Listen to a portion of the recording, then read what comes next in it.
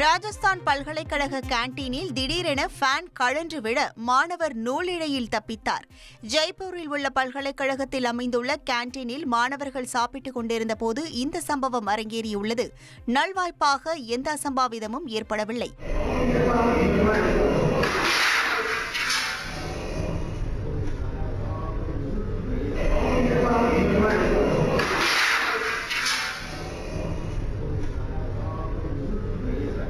சில மாதங்களுக்கு முன்புதான் கேண்டீனை சுமார் 18 லட்சம் ரூபாய் செலவில் பல்கலைக்கழக நிர்வாகம் புனரமைப்பு செய்ததாகவும் தரமற்ற பொருட்களை வாங்கியதால் இந்த விபத்து நிகழ்ந்ததாகவும் மாணவர்கள் குற்றம் சாட்டினர்.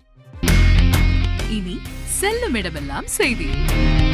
தந்தி டிவியின் வாட்ஸ்அப் சேனலை ஃபாலோ பண்ணினா செல்லருக்கும் இடமெல்லாம் செய்தி. இதோ QR கோட் இப்பவே ஸ்கேன் பண்ணுங்க, ஃபாலோ பண்ணுங்க.